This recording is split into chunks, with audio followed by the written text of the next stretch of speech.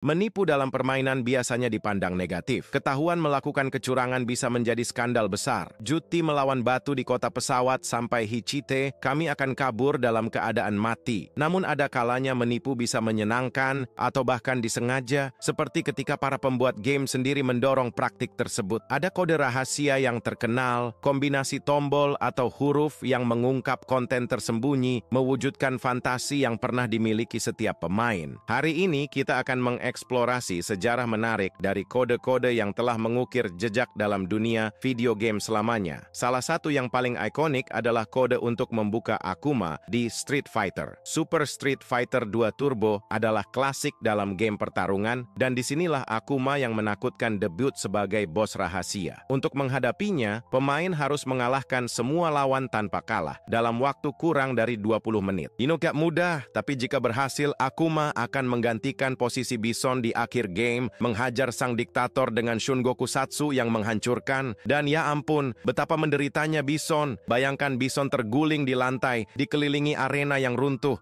Aku tidak bisa menyangkal betapa ini menghiburku. Masalahnya, memainkan Akuma mustahil, dia hanya muncul sebagai bos. Kau bisa bermimpi sepuasnya, tapi dia di luar jangkauan, kecuali jika menggunakan trik. Untuk mengendalikannya, pergi ke menu pemilihan karakter dan jeda di Ryu selama 3 detik. Ulangi proses yang sama dengan Guile, T-Hawk, Dalsim, dan kembali ke Ryu. Selesai, misteri terungkap. Setelah itu, cukup tekan start dan tahan ketiga tombol aksi secara bersamaan untuk membuka Achomba. Dengan cara ini, Anda akan mendapatkan akses ke salah satu petarung paling ditakuti dalam franchise. Namun, menggunakan kota asalnya untuk berlatih dengannya dilarang dalam turnamen. Perlu dicatat bahwa Akomba awalnya muncul sebagai lelucon dari Capcom untuk mengungkap salah satu mitos terbesar dalam dunia game. Pernah dengar tentang Truck? Nah, sebelum itu, ada kasus Chen-Long di Street Fighter. Itu adalah legenda urban, karakter fiktif yang semua orang coba buka tanpa hasil. Majalah game saat itu bahkan memuat kode-kode yang katanya bisa digunakan, tapi tidak ada yang berhasil. Ternyata orang-orang percaya karena nama itu muncul dalam game, tapi itu sebenarnya kesalahan lokalisasi. Terjemahan yang benar seharusnya adalah Shou Yokai, bukan Chen-Long. Capcom berhasil memanfaatkan mitos ini dengan baik, mengubah mimpi menjadi kenyataan. Tapi ini bukan game pertarungan pertama yang menggunakan strategi ini. Inspirasinya datang dari Mortal Kombat dengan Reptile. Game itu menyebarkan petunjuk misterius untuk mengungkapnya. Diperlukan perfect diikuti fatality di stage tertentu, sementara sebuah objek melintasi bulan. Rumit, tapi kesuksesannya begitu besar sehingga kini hampir setiap game pertarungan memiliki rahasia atau karakter tersembunyi. Dan siapa yang tidak ingat kode telanjang di Tomb Raider? Lara Croft adalah petualang paling ikonik dalam game, dan tentu banyak yang berfantasi tentangnya. Di masa kecilku, aku bahkan membujuk ibuku untuk membeli majalah kode dengan Lara di sampulnya. Dan yang membuatku terkejut, ada bintang-bintang kecil menutupi payudaranya. Pentesensial untuk memahami situasi pada masa itu, ketika internet hampir tidak ada. Melihat ketelanjangan bukanlah hal yang mudah, dan aku mengaku sangat bersemangat dengan kemungkinan melihat pahlawan favoritku tanpa pakaian. Itu adalah kode New Raider yang terkenal. Namun untuk kekecewaanku, majalah tersebut tidak membawa informasi itu. Di sela-sela sekolah, kami saling bertukar urutan tombol, tetapi tidak ada yang berhasil. Karena, seperti aku atau Chen-Long, kode New Raider mungkin adalah salah satu mitos terbesar dalam permainan. Namun ceritanya tidak berakhir di situ. Para pengembang benar-benar mempertimbangkan untuk menyenangkan para penggemar. Kode ketelanjangan seharusnya berfungsi di Tomb Raider 2. Cukup melakukan serangkaian gerakan dan lompatan tertentu, dan voila, Lara menjadi telanjang. Namun, Toby Gard, penciptanya, memveto ide tersebut di menit terakhir. Dia ingin membangun karakter yang berkesan, bukan simbol seksual. Meski begitu, para pengembang tetap memasukkan kode tersebut, tetapi dengan efek yang berbeda. Perlu dicatat bahwa kode ketelanjangan tidak dimulai dari game ini. Sebelumnya sudah ada satu, dan menariknya, itu ada dalam judul Nintendo, Metroid, untuk NES. Dengan memasukkan Justin Bailey, kamu bisa mengontrol Samus hanya dengan mengenakan baju renang, dan itu adalah sebuah pencerahan, karena dengan begitu kami menyadari bahwa pakaian robot itu tidak menyembunyikan seorang pria. Luar biasa, bagaimana sebuah kode rahasia mengubah persepsi tentang pahlawan yang bahkan ilustrasi resminya menggambarkannya secara salah. Kode Justin Bailey digunakan kembali dalam game lain, seperti Action Verge Verge atau Parail memungkinkan bermain dengan karakter yang mengenakan pakaian renang. Dan kita tidak boleh lupa dengan kode ikonik dari Mortal Kombat. Sekarang game-game sangatlah brutal. Bahkan anak berusia 5 tahun bisa memenggal, menembak, dan bahkan menyegarkan diri dengan mayat musuh. Pada tahun 90-an, orang tua dan politisi sangat menentang game kekerasan. Situasinya sampai sedemikian parah sehingga Senat Amerika perlu turun tangan menarget satu judul spesifik, Mortal Kombat. Ya, negara, hukum, dan moralitas bersatu untuk mencoba melarang game itu. Untuk menghindari larangan, para pengembang menghilangkan fatalities dan darah. Selesai, game itu sudah bersih, semua puas, dan kita bisa menutup kasusnya di sana. Hanya saja ada satu detail. Konsol ini dijual sebagai yang paling dewasa dalam iklannya. Jadi, mereka menemukan celah dalam sensor. Jika kamu mengetik AB, AA, B di layar tertentu, kamu akan mendengar teriakan yang khas. Karakter itu akan berlumuran darah dan kekerasan kembali dalam bentuk yang paling eksplisit. Skandalnya begitu besar sehingga untuk menghindari pelarangan permanen terhadap video game, muncul sistem rating yang kita kenal sekarang, PEGI 18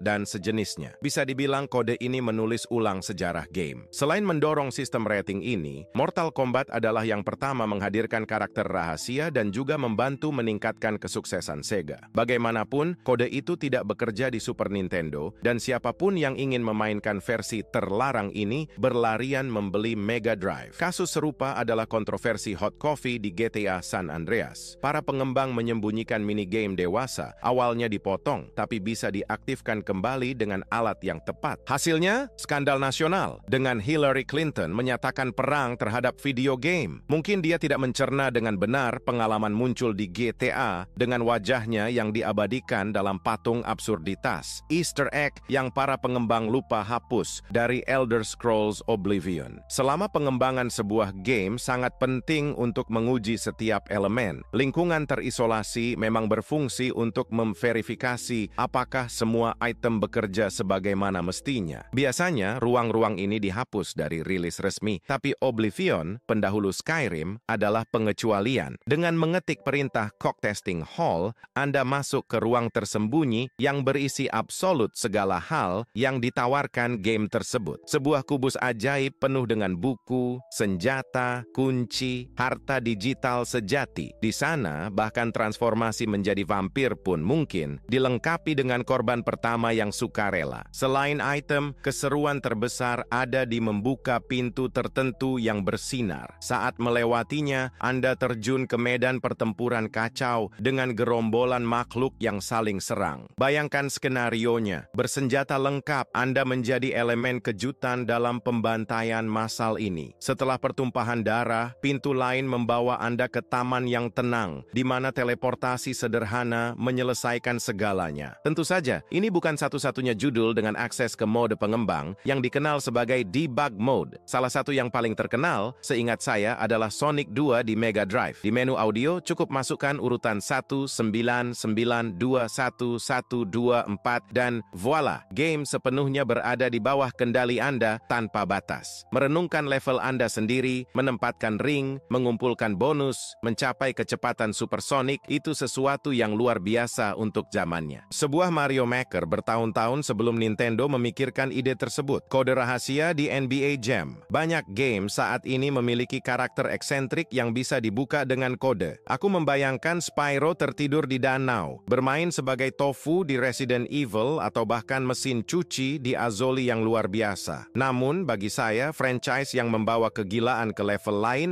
adalah NBA Jam. Ada banyak kode untuk membuka segala jenis hal absurd. Misalnya, tim dengan pembuat game, karakter Mortal Kombat, Beastie Boys, bahkan politisi. Benar, Anda bisa membentuk tim dengan Barack Obama dan Bill Clinton melawan kaum Republik yang keras kepala dan Sarah Palin. Di PlayStation 3, Anda harus berputar berulang kali ke kanan atau kiri untuk memilih antara partai politik. Tapi legenda game ini tidak hanya itu. Ia dirayakan karena menciptakan salah satu kode paling ikonik dalam sejarah game, mode kepala besar. Awalnya, itu adalah bug selama pengembangan. Para programmer menganggapnya lucu dan memutuskan untuk mempertahankannya sebagai Easter egg. Joystick ke atas, tombol, umpan, dan selesai. Puff, kepala para pemain mengembang seperti balon, dan itu membuat semua orang tertawa. Begitu banyak hingga beberapa mesin arcade datang dengan mode yang sudah diaktifkan. Begitu banyak hingga Anda menemukan lelucon ini di lebih dari 70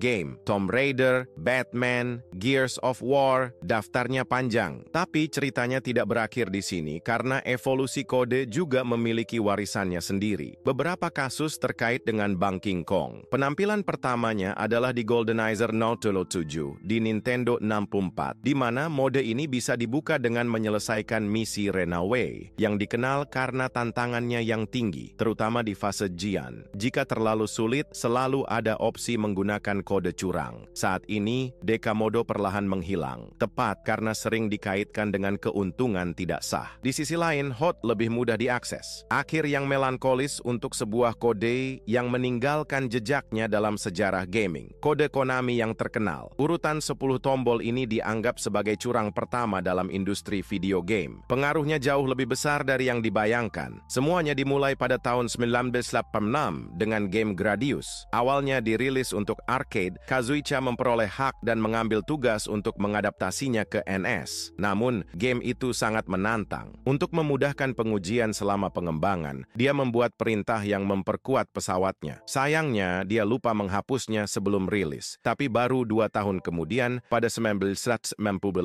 kode Konami menjadi legendaris. Kali ini, di Contra, juga di NES, game yang terkenal sulit. Logikanya sederhana, tanpa kode Konami yang memberikan 38 nyawa, maju hampir mustahil. Setiap pemain harus menghafal urutan ini untuk melanjutkan. Hari ini, kode ini ada di lebih dari 150 judul, dan itu hanya mengacu pada penampilan yang tercatat di Wikipedia. Kami menemukan judul-judul seperti Metal Gear, Castlevania, GTA, Fortnite, Rocket League, bahkan Mario Party yang memungkinkan akses ke mode debug. Kode Konami yang terkenal itu sangat tertanam dalam budaya pop, muncul dalam buku, film, bahkan tersembunyi di platform perusahaan besar seperti Google atau di situs-situs perbankan. Di portal Bank of Canada, misalnya, saat memasukkan kode Konami, lagu kebangsaan Kanada mulai dimainkan. Bukan karena melodinya yang istimewa. Namun hari ini kita akan fokus pada kode curang yang kurang populer, tapi lebih ikonis daripada kode Konami. Untuk memahaminya, kita perlu kembali ke tahun 90-an dan 2 tokoh legendaris, John Romero dan John Carmack. Mereka adalah mentor di balik Wall of Fame, tetapi warisan sejati mereka lebih dari itu. Selain mengubah industri game, mereka menetapkan standar yang revolusioner. Topik di sini adalah kode curang yang kurang dikenal, tetapi dengan status yang bahkan lebih mitis daripada kode Konami. Semuanya dimulai dengan duo dinamis tahun 90-an, Romero dan Carmack. Pencipta World of Fame, mereka tidak hanya dirayakan karena inovasinya, tetapi juga sebagai pelopor di balik banyak kode rahasia modern. Kita berbicara tentang perintah yang membuka sumber daya yang tak terbayangkan pada masa itu, seperti tangkapan layar yang bisa dibagikan online, gameplay di beberapa monitor, bahkan pertandingan multi pemain melalui internet. Tidak satu pun dari fitur ini adalah bagian dari game aslinya. Itu adalah alat internal yang dibuat oleh pengembang selama produksi dan yang secara kebetulan atau kedermawanan berakhir di tangan pemain. Merekalah yang menciptakan kode curang no clipping. Pada dasarnya, kemampuan untuk menembus tembok. Ini bahkan mengungkapkan Easter egg kecil yang tersembunyi di belakang bos terakhir. Ya, itu adalah kepala John Romero. Tapi sebenarnya, mengapa istilah no clipping? Clipping dalam bahasa Inggris berarti potongan, bukan? Apa hubungannya dengan tembok? Menurut John Carmack, itu karena dalam pemrograman game, tembok mewakili pemotongan dalam vektor gerakan, bukan sesuatu yang terlihat. Game tempat ini berasal adalah penyebab utama kode mode yang terkenal. Mode tertinggi di mana Anda menjadi dewa. Kebal dengan semua senjata, semua bonus, menghancurkan musuh di jalan. Untuk mengaktifkannya, cukup ketik IDQD dan selesai. Anda berubah menjadi dewa penghancur. Karena itu, Anda bisa menemukan referensi IDQD dalam budaya pop, seperti di punggung salah satu pemain Overwatch terbaik atau atau dalam tato, orang-orang yang jelas-jelas membuat keputusan meragukan dalam hidup. Tapi mari kita ke Gun Mode, pasukan yang dipanggil dalam Age of Empires. Age of Empires bukan hanya salah satu game strategi paling ikonik, tetapi juga waralaba dengan varietas kode curang terbanyak. Di antaranya, seperti yang diharapkan, ada segalanya. Dalam mode normal, Anda mengendalikan unit tradisional, kesatria, tentara, biarawan, tidak masalah. Tapi dengan kode, kegilaan dimulai. Tombak anjing berapi, bayi aneh, kucing menunggang hiu dengan jetpack, dan bahkan beruang nasionalis Kanada yang menembakkan laser. Atau mungkin seekor kuda Nil bersayap yang meludahkan hati saat terbang. Hentikan penggunaan zat-zat terlarang. Ikon terbesar dalam seri ini tak lain adalah Big Daddy yang legendaris. Cukup masukkan rangkaian ajaib itu di prompt untuk mendapatkan mobil modifikasi, lengkap dengan roket penghancur, pembuat busur atau penjahit celana di benteng. Gerakan ini terulang di HNF3 dengan kode Tutuke yang melegenda. Ya, asli, kode yang memanggil truk raksasa mampu menghancurkan seluruh peta, termasuk sapi malang itu. Kegilaan kendaraan anakronis dan super kuat ini bergema di berbagai judul, dari Star Wars hingga Rock Squadron. Bayangkan juga meluncurkan Buick Electra 1994 bertenaga turbo ke luar angkasa. Elon Musk jelas bukan yang pertama. Saat kode rahasia mengubah pengalaman bermain, terkadang pengembang menyertakan mode tersembunyi sebagai lelucon, mengubah gameplay secara radikal. Buang-buang waktu menyelesaikan misi kalau satu perintah saja cukup. The Sims adalah contoh sempurna. Dengan Moverload yang melegenda, mengisi kantong virtualmu tanpa perlu kerja berjam-jam. Trik lain bahkan memungkinkan penataan ulang furnitur, dan anehnya, ini tidak merusak pengalaman. Justru sebaliknya, membuka gaya bermain baru, berfokus pada ekspresi kreatif lewat dekorasi. Kode bisa mengubah permainan, tapi tidak selalu jadi lebih baik. Menurutku, kasus paling simbolis dan menyedihkan adalah Pokemon. Trik yang akan kusebut ini tak pernah direncanakan oleh penciptanya. Perlu alat seperti action replay untuk mengaktifkannya. Sebuah modul kompak yang memungkinkan menyuntikkan kode dan mengubah permainan. Secara teknis masih curang karena memerlukan input urutan tombol yang rumit. Namun di dunia Pokemon, elemen fundamental terdampak. Identitas permainan, yaitu perjalanan pribadi menciptakan Pokemon milikmu sendiri. Awalnya, pemain harus mencurahkan waktu tak terhitung untuk memburu makhluk langka dengan peluang sangat kecil menemukan spesimen dengan atribut sempurna dan kesempatan 1:8.000 untuk mendapatkan shiny. Setelah itu, mereka harus menghadapi pertempuran tak terhitung untuk menaikkan level, proses yang melelahkan. Semua mekanika yang lambat dan repetitif ini ada justru untuk mendorong variasi, mencegah semua orang memiliki tim Pokemon sempurna yang identik. Namun, dengan action replay, keseimbangan itu runtuh. Eksklusivitas Pokemon, seluruh sistem penciptaannya hancur, terutama dalam permainan multi pemain yang berbasis pada pertukaran dan pertempuran online. Tanpa trik, menjadi master Pokemon hampir mustahil. Saat bertukar Pokemon online, Anda bisa yakin ada kemungkinan 100% menerima salinan cloning. Paradoksnya, alat curang ini mendemokratisasikan lanskap kompetitif. Pokemon memiliki komunitas kompetitif yang hidup justru karena siapapun bisa berpartisipasi tanpa perlu menghabiskan waktu tak terhitung untuk menyiapkan tim. Jadi, ya, kecurangan bisa memiliki sisi positif. Praktik ini mendefinisikan ulang permainan, mengubah pengalaman, dan menjembatani pemain dengan pengembang. Contoh menarik, di game Alien Bride, dengan memasukkan kode Stevie Wonder, layar akan menjadi gelap total. Wesho, jujur saja, lelucon kali ini nggak nyambung buat gue. Tapi ya sudahlah, semoga gue berhasil bikin kalian mikir ulang tentang cheat codes dan nunjukin sisi lain dari sejarah video game yang belum pernah terungkap. Kalau kalian suka investigasi mendalam kayak gini, ada kerjaan keren yang kita lakukan bulan lalu tentang pemain game yang sampai masuk penjara. Cerita itulah yang menginspirasi gue buat bikin video ini. Kemungkinan besar bakal ada lebih banyak konten dengan tema kayak gini, jadi jangan lupa subscribe dan like. Setiap like bikin kita semangat dan tambah greget buat lanjutin. Salut besar buat Tracking yang udah kolaborasi dalam nulis naskah. Kerja keras banget dan dia ngerjainnya dengan mantap. Gue juga berterima kasih buat editor yang selalu solid di MyRate biar semua rapi. Ya udah trash. Makasih guys, ciao.